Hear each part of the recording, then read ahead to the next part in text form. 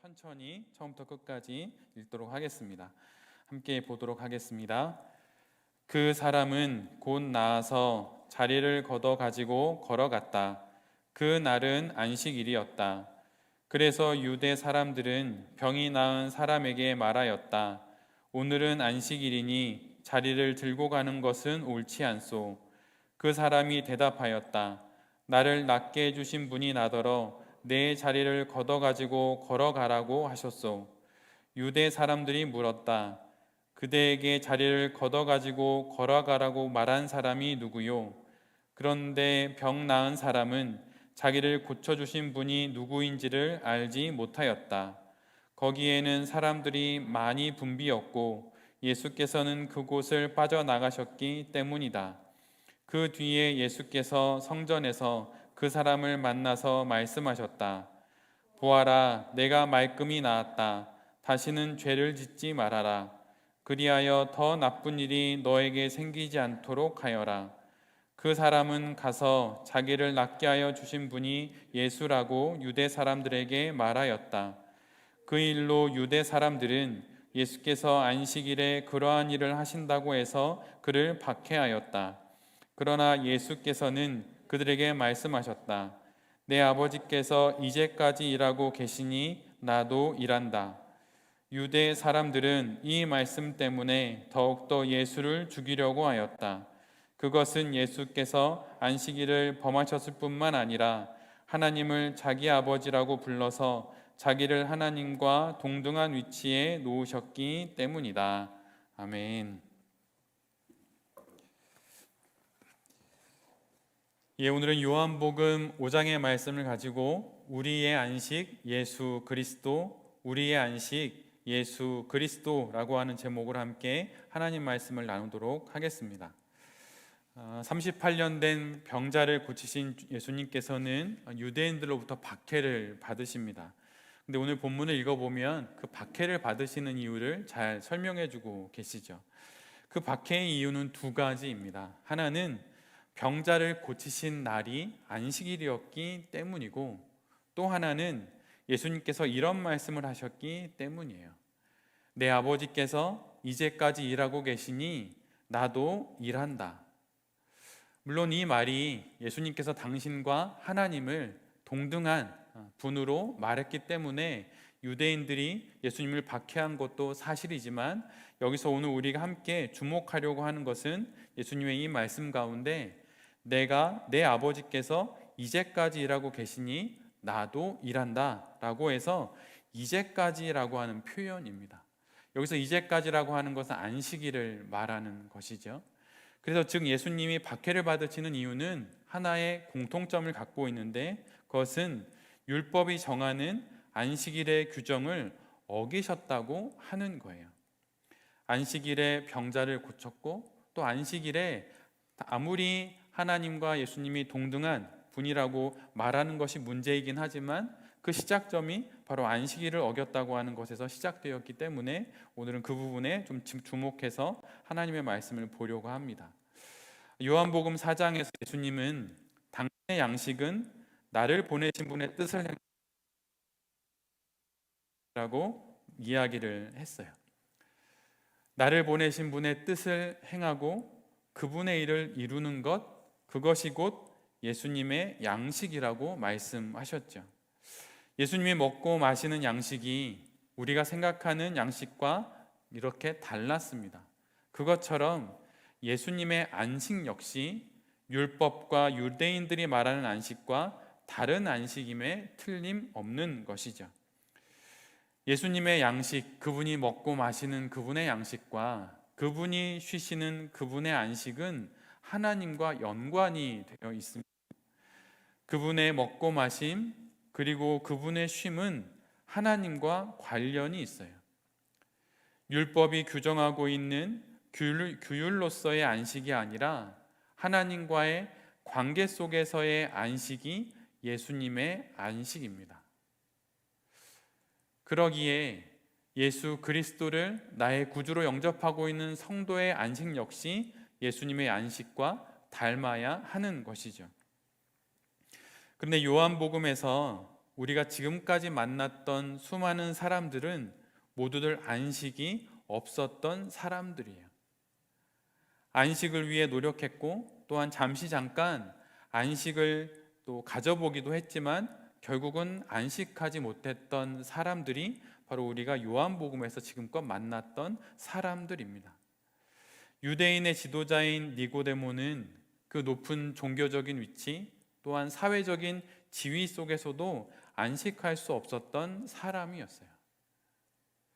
그 당시 유대인, 그 유대인의 지도자, 그것은 그가 누릴 수 있는 그 사회 또 그 당시에 가장 최고의 자리에서 모든 것을 누릴 수 있는 그런 자리입니다. 근데 그럼에도 불구하고 유대인의 지도자인 니고데모는 안식을 누릴 수가 없었어요. 그래서 그 밤에 예수님을 찾아오게 되는 거예요. 지금으로 따지면 이 시대에 가장 좋은 사회적 지위와 명예, 권력, 재물 그것을 다 갖고 있음에도 불구하고 안식을 누리지 못하는 것과 같은 것이죠.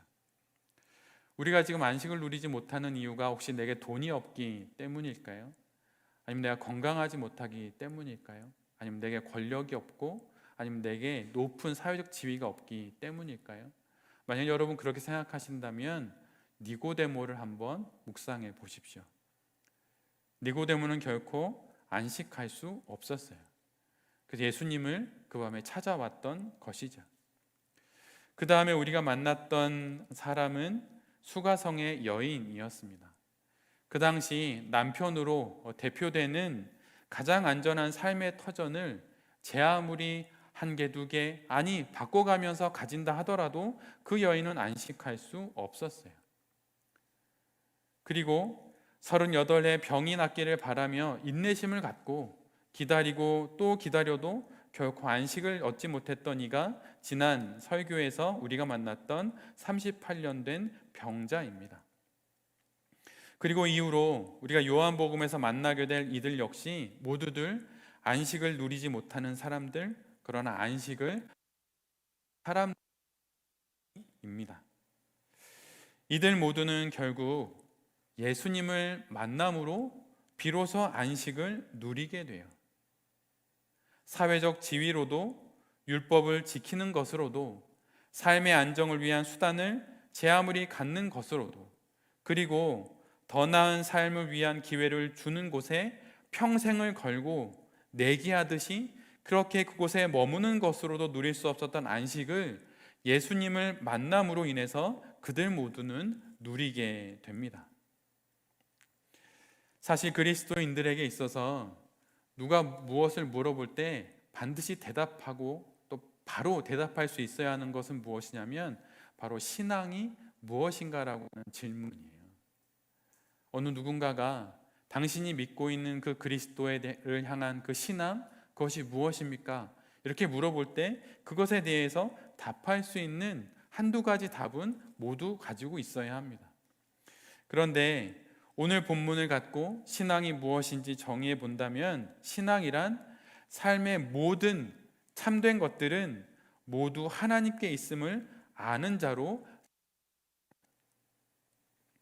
삶의 모든 참된 것, 그 모든 것들이 하나님 안에 있고 예수 그리스도 안에 있음을 아는 자로 살아가는 것이 바로 신앙입니다. 세상이 말하는 유혹적이지만 참이 아닌 것들 속에서 참된 것은 오직 예수 그리스도에게 있음을 아는 자로 살아가는 사람들이 바로 성도예요. 여러분 이 질문에 여러분 정말 아멘이라고 답하실 수 있으시겠습니까? 세상이 말하는 좋은 것, 세상이 말하는 유익한 것, 세상이 말하는 내게 득이 되는 것, 그 모든 것, 그것이 내게 참된 것이 아니라 오직 우리 구주 예수 그리스도 그분 안에 내가 찾는 모든 참된 것이 있다고 하는 이것에 여러분 아멘 하실 수 있으시겠습니까? 근데 성도는 그것에 아멘 하는 사람들이에요. 성도는 바로 그것에 아멘 하는 사람들입니다. 예수님께서 이런 말씀을 하셨어요. 요한복음 14장 6절의 말씀입니다. 예수께서 그에게 말씀하셨다. 나는 길이요 진리요 생명이다. 나를 거치지 않고서는 아무도 아버지께로 갈 사람이 없다. 진리가 무엇입니까? 참된 것은 무엇입니까? 빌라도가 예수님께 물었던 질문이죠. 진리가 무엇이냐? 그런데 그 진리가 어디에 있는 것입니까? 그 삶의 모든 참은 어디에 있는 것이죠? 그것은 예수 그리스도에게 있어요. 참된 인생, 참된 재물, 참된 건강, 참된 성공, 그 모든 것은 예수 그리스도에게 있습니다. 그렇다면 오늘 우리가 주목하려고 하는 참된 안식, 그것은 어디에 있는 것일까요? 그건 역시 예수 그리스도 안에 있어요. 이것에 우리 모두가 아멘하게 될 때 우리가 가진 신앙이 얼마나 대단한 능력이 있는 것인지 비로소 알게 됩니다. 시편 34편은 안식을 잃어버린 사람 다윗이 지은 시예요. 근데 그 시편 34편 8절로 10절에 이런 말씀이 있어요. 너희는 여호와의 선하심을 맛보아 알지어다. 그에게 피하는 자는 복이 있도다. 너희 성도들아 여호와를 경외하라. 그를 경외하는 자에게는 부족함이 없도다. 젊은 사자는 궁핍하여 줄일지라도 여호와를 찾는 자는 모든 좋은 것에 부족함이 없으리로다. 이 시편은 다윗이 사울에게 쫓겨서 도망가다가 더 이상 이스라엘 땅에 머물 곳이 없게 됩니다. 사울이 자신의 영토인 이스라엘 땅을 다 샅샅이 뒤져서 다윗이 숨을 만한 곳은 모두 다 찾아간 거예요. 그래서 다윗이 더 이상 숨을 곳이 없습니다. 그래서 이방 땅으로 넘어가게 되죠. 그리고 그때 아비멜렉 앞에서 미친 척 하면서 간신히 위기의 순간을 모면하게 됩니다. 아비멜렉 앞에 다윗이 오게 되자 아비멜렉의 신하들이 이야기를 하죠. 저 다윗은 우리의 적입니다. 오히려 우리에게 좋은 기회가 왔고 그를 죽여야 합니다. 그러자 다윗이 그 이야기를 듣고 그 앞에서 미친 척을 합니다. 영웅에서 도망자로, 도망자에서 미친 광인이 되어 그 삶을 살아가야 되는 그 시간을 다윗이 보내야만 했던 거예요. 안식을 잃어버린, 안식이 없는 기막힌 인생을 다윗이 살게 됩니다. 근데 그때 다윗이 하나님께 올려드린 기도가 바로 시편 34편이에요. 그런데 그 시에서 다윗이 이렇게 고백합니다. 너희는 여호와의 선하심을 맛보아 알지어다. 우리가 무엇을 먹는다는 것은 사람이 하는 모든 행위 중에 가장 신비로운 행위입니다. 특별히 식물을 키워보거나 아니면 동물을 키워보면 정말 그 먹는다는 것이 얼마나 놀라운 것인지 알게 돼요. 식물에게 물만 주었을 뿐인데, 나는 물만 주었을 뿐인데 식물이 자라납니다. 씨앗에서 싹이 나고 싹이 나서 점점 크더니 어느새 나보다 더 큰 그런 가지가 되지요. 그런 나무가 됩니다.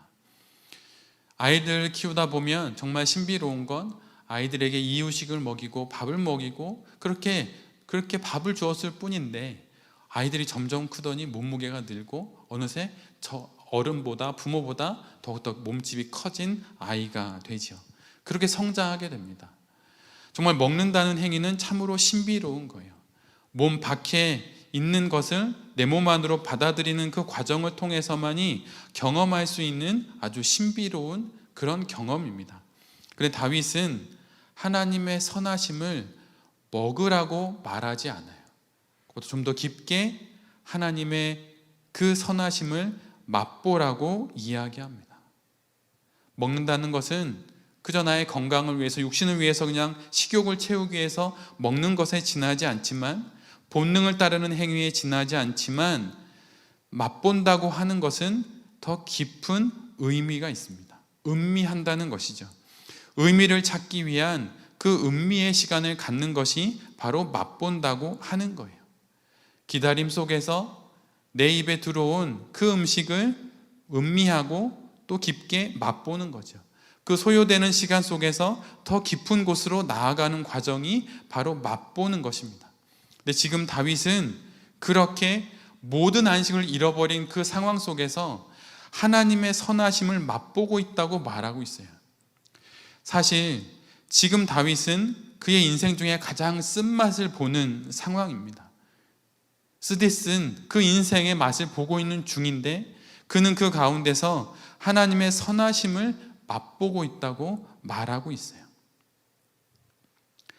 사람이 마시고 또 먹지 않는 이가 없지만 그 맛을 알 수 있는 사람은 드문 법이에요. 보인다고 다 보는 것이 아니고, 들린다고 다 듣는 것이 결코 아닙니다. 아는 만큼 보이고 아는 만큼 들리는 법이에요.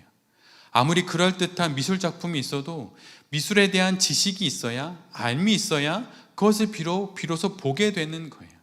아무리 대단한 연주가, 클래식 연주가 있다 하더라도 그것을 아는 사람만이 그 곡조를 듣게 되는 것이죠. 그 의미를 아는 만큼 보이고 들리는 법입니다.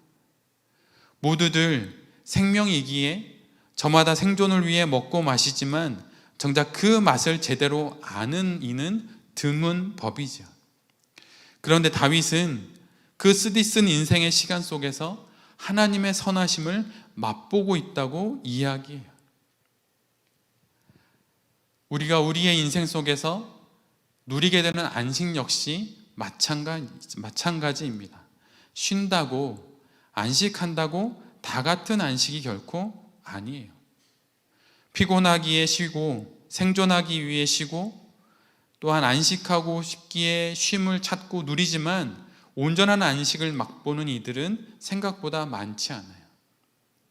그 이유는 하나인데, 그것은 예수 그리스도 없는 쉼을 쉬기 때문입니다. 다윗은 인생의 가장 깊은 어둠의 시간 속에서도 하나님의 선하심을 맛본다고 말해요. 안식을 누린다고 말하는 것이죠. 그 이유가 무엇일까요? 그 이유는 예수님 안에서 그 시간을 보내고 있기 때문이에요. 우리의 모든 인생이 다른 이들과 다른 이유는 단 하나밖에 없습니다. 그 인생이 예수 그리스도와 연결되어 있기 때문이에요. 그래서 오스왈드 챔버스가 이렇게 이야기를 한 것이죠.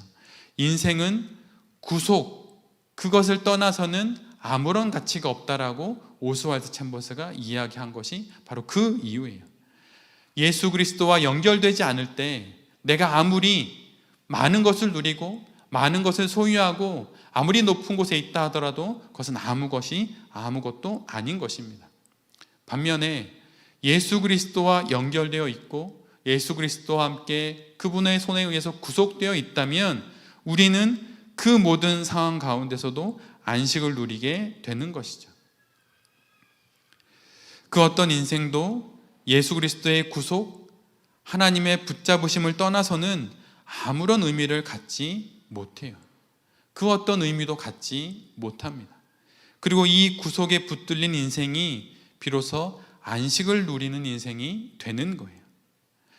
다윗은 절체절명의 순간 하나님께 붙들렸습니다. 그리고 실은 그가 하나님을 붙들기도 한 것이죠. 그리고 비로소 그 상황 가운데 참된 하나님의 참된 선하심을 맛보게 되었고 안식, 하나님이 주시는 그 참된 안식을 누리게 된 것이에요. 에덴 동산 그 안에 하나님의 안식이 있었습니다. 참된 쉼이 있었지요. 그런데 그 에덴 동산을 떠나자 안식은 사라졌어요. 그것이 바로 아담과 하와의 인생입니다. 우리의 인생 역시 마찬가지예요. 눈에 보이는 공간으로서의 에덴 동산은 없지요. 그러나 보이지 않는 그런 안식으로서의 에덴 동산은 있는 거예요.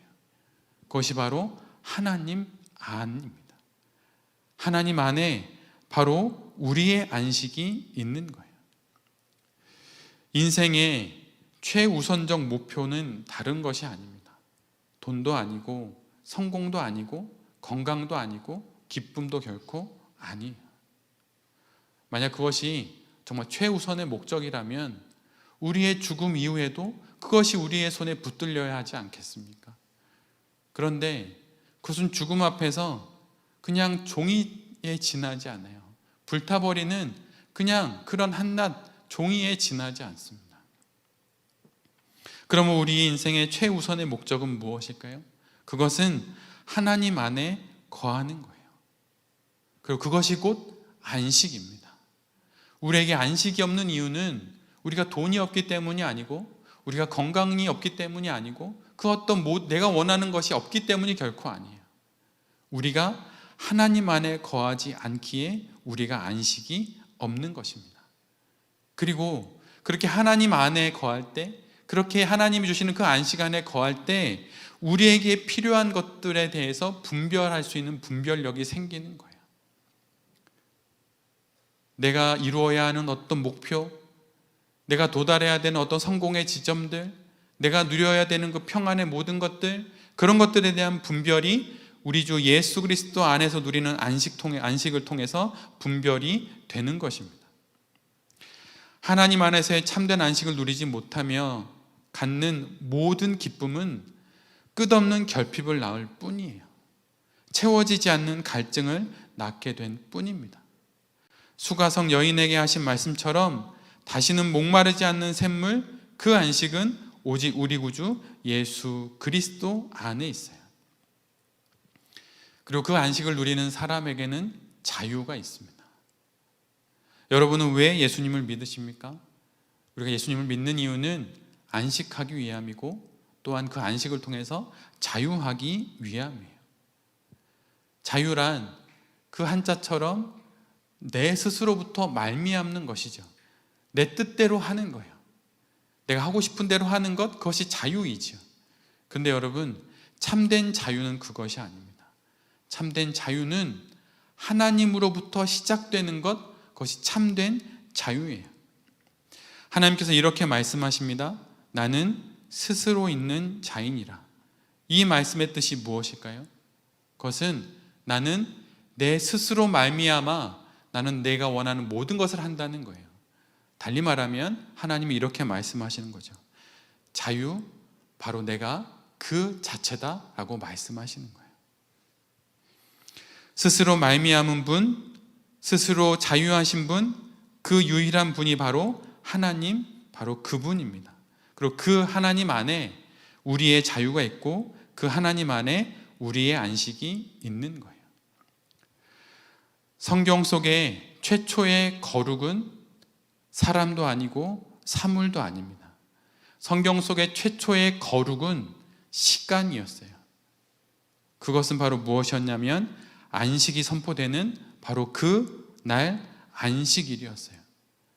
일곱째 날 하나님은 모든 것을 창조하시고 쉬신 것이 결코 아닙니다. 그 마지막 날 하나님은 안식을 창조하셨어요. 시간 속에 안식을 만들어 내신 거예요. 모든 것을 창조하셨지만 아직 거기에는 한 가지 부족한 것이 있었는데 그것이 바로 안식이었습니다. 출애굽기 20장 8절엔 10계명이 나와 있는데 8절은 바로 다음과 같은 10계명이에요. 안식일을 기억하여 거룩하게 지키라. 여기서 거룩하게 하다라고 하는 이 말의 히브리 원래의 뜻은 이런 뜻이에요. 그 문장을 탈무드의 해석의 방법에 따라서 표현하면 이런 겁니다.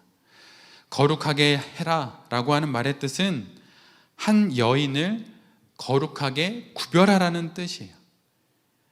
약혼시키는 것을 의미하는 것이죠. 그래서 아브라함, 요수아, 헷셀은 그 부분을 향해서 이렇게 기록해 놓고 있습니다. 본인의 해석인데 탈무드의 어법에서 한 여인을 성별하는 것, 약혼시키는 것을 의미한다. 시내산에서 울려 퍼진 이 말씀은 이스라엘의 운명이 신성한 날의 신앙이 되는 것임을, 일곱째 날을 신부로 맞이하라는 명령임을 이스라엘에게 각인시키라는 뜻이었다. 안식일을 기억하여 거룩하게 지키라, 이 말의 뜻은 신성한 날의 신앙, 바로 그것이 이스라엘이 가져야 하는 신앙이라고 말한다고 하는 거예요. 이걸 이 시대에 우리의 신앙으로 가져오면 이런 거죠. 기독교의 신앙은 무엇이냐? 바로 주일의 신앙이라고 하는 거예요. 근데 그 주일의 신앙이 무엇이냐면 마치 잘 준비된 결혼식에 드디어 신부가 입장하듯이, 그렇게 안식일이 가장 마지막 창조되어서 천지창조의 피날레를 안식일이 장식하는 것, 바로 그것을 아는 것이 바로 주일의 신앙, 바로 안식일의 신앙이라고 하는 거예요. 결혼식의 주인공은 뭐니 해도 바로 신부이죠. 신부를 맞이하기 위해서 신랑도 또 그 자리에 있는 하객들도 예쁘게 옷을 입고 그 예배당, 그 결혼식장에 오게 되는 것입니다. 안식일을 그렇게 우리들은 안식일을 그렇게 초대하는 거예요. 그렇게 맞이하는 것입니다. 그러기에 안식일은 단순히 쉬는 날이 결코 아니에요. 안식일에 특별한 의미가 있는 것입니다. 바로 인간인 우리가 신부처럼 우리에게 다가오는 그 안식을 맞이하는 거예요. 시간은 일주일을 단위로 나누어지지요. 그래서 월요일은 화요일이 짝이고, 수요일은 목요일이 짝이고, 금요일은 토요일이 짝입니다. 그럼 주일의 짝은 누구일까요? 우리에게 신부처럼 다가오는 그 주일의 짝은 누구일까요? 바로 주일의 짝은 바로 우리 자신이에요. 현대인들은 월화수목 금금금 이렇게 보낸다고 하지요. 그러나 이것은 주일의 짝이 되어야 할 우리를 주일로부터 분리시키는 일입니다. 주일은 단순히 쉬는 날이 아니에요. 월요일로부터 시작될 일을 위해 쉬는 날도 결코 아닙니다. 주일은 휴일도 결코 아니에요. 주일은 참된 안식의 날이에요. 하나님이 우리에게 주신 안식과 교제하는 날이죠. 즉 하나님과 교제하는 날입니다. 더 넓게는 하나님과 교제하는 그 시간이 우리에게는 안식일이 되는 거예요. 그래서 안식일은 바로 그 주일, 마지막 그 주일을 향한 일주일 동안 순례의 여정이 마무리가 되는 것이 바로 주일입니다. 그것을 모르기에 주일이 단순히 쉬는 날이 되고, 주일에 우리가 드리는 이 예배가 귀찮은 일이 되는 것이죠. 아니면 때로는 부담스러운 일이 되기도 하는 거예요. 안식일은 성도에게 있어서는 우리의 지체와도 같은 것입니다. 떼어질 수 없는 바로 그 관계가 안식일과 우리의 관계예요. 안식일의 짝으로서 내가 부름을 받았고, 그렇게 내가 안식일을 맞이하는 것이죠. 이것을 모르기에 주일을 우리가 맞을 때 그저 쉬고 싶고, 아니면 안식일을 제대로 쉬지 못하면 그저 무조건 소진이 되거나, 아니면 더 쉬고 싶다는 마음으로 더 큰 유혹에 빠지거나 아니면 게으름에 빠지게 되기도 합니다. 아브라함, 요슈아, 헷셀이 이런 말을 했어요. 이 세상에 있는 동안 안식일의 맛을 음미할 줄 모르는 사람, 영생의 진가를 인정하지 않는 사람이 내세에서 영원의 맛을 즐길 수는 없는 일이다. 만약 일주일에 하루, 그 안식일에, 주일에 만약에 그 안식일의 맛을 음미할 줄 모른다면, 우리가 천국에 가면 천국의 처음부터 마지막까지 안식일일 거잖아요. 근데 그 안식일에, 그 영원히 지속될 그 안식일에 그 맛을 즐기지 못하게 된다고 하는 거예요. 여러분은 어떤 마음으로 주일에 예배를 드리십니까? 어떤 마음으로 예배당에 오셔서 예배를 드리시나요? 지난주에 드렸던 7일 전에 그 예배를 그냥 반복하는 듯한 마음으로 예배를 드리십니까? 그러면 안 된다는 거예요. 오셔서 안식해야 하는 것입니다. 주일에 가장 안식하지 못할 사람이 누구일까요? 아마 설교자나 예배를 인도해야 되는 사람일 수 있을 거예요. 근데 그들은 더더욱 안식일날, 주일날 안식하기 위해서 부단히 노력을 해야 합니다. 내가 일로서, 사역으로서 이 일을 하고 있다면 그것을 멈춰야 할 수도 있어요. 안식은 이곳에 있는 누구, 단 한 명의 예외도 없이 모두가 안식을 누려야 하는 날이 안식일이기 때문이에요. 결혼식에 와서 슬퍼하는 사람은 없습니다. 결혼식에 온 모든 이들은 즐거워하죠.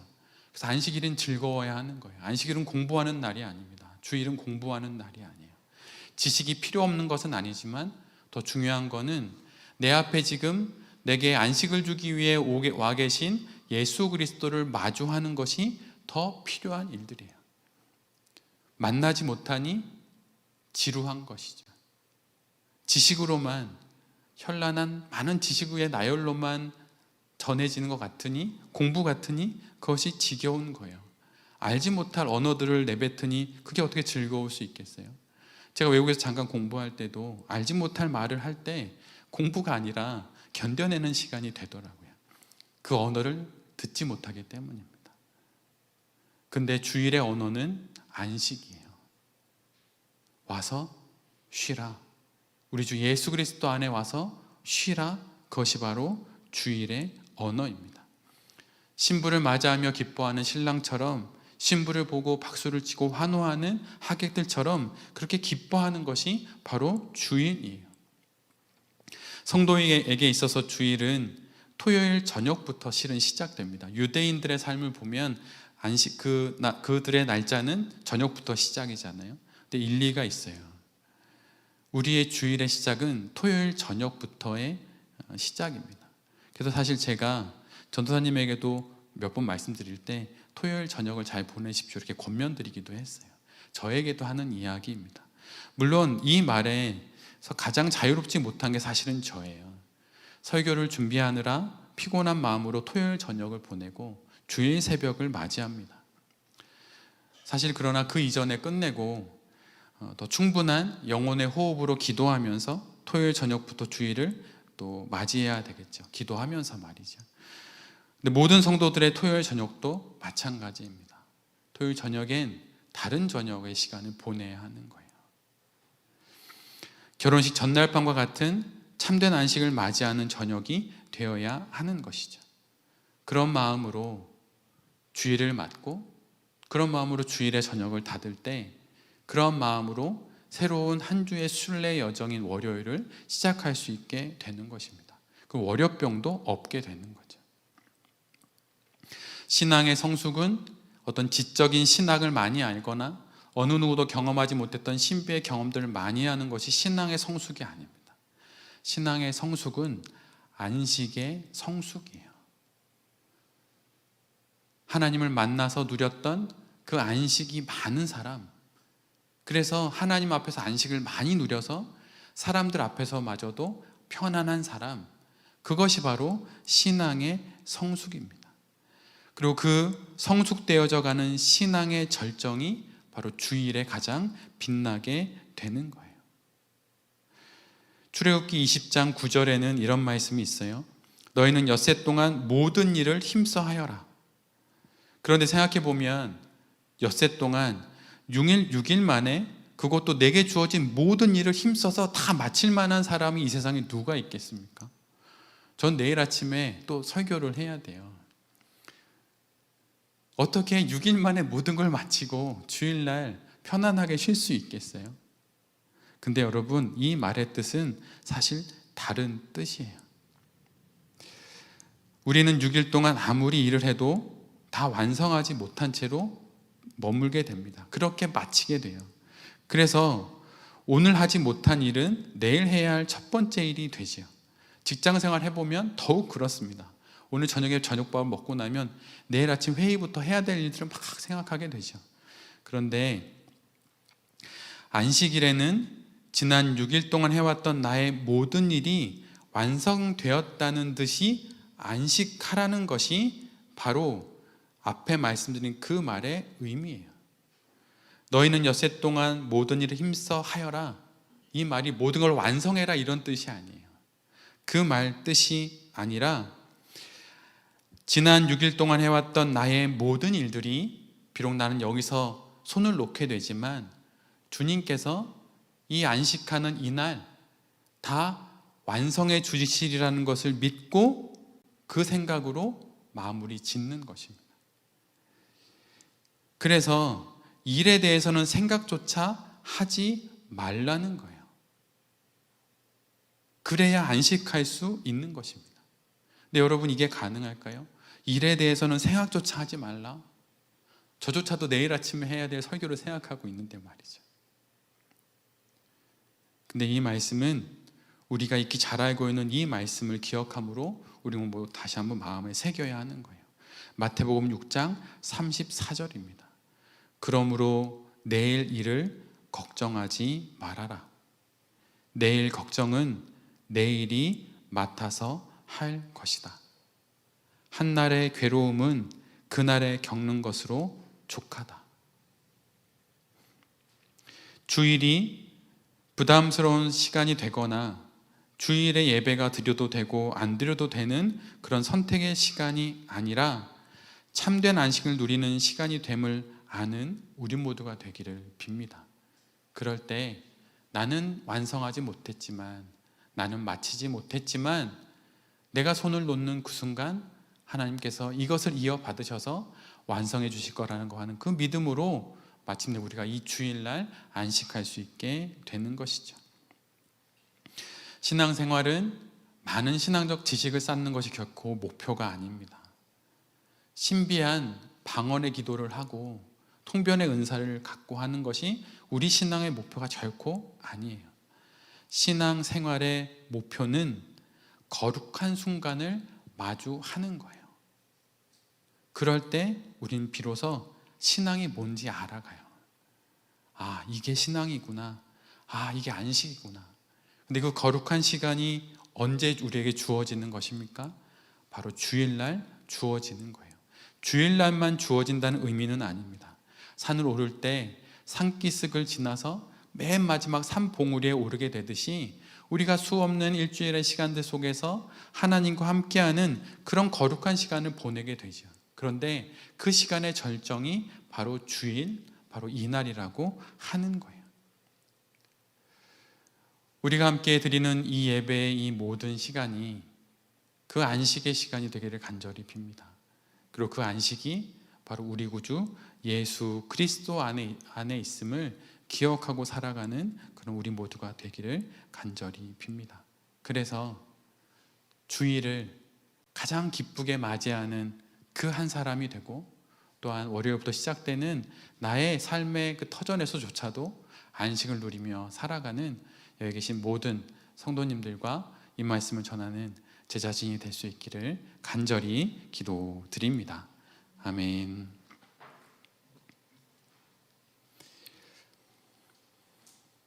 이 시간 주신 말씀을 기억하면서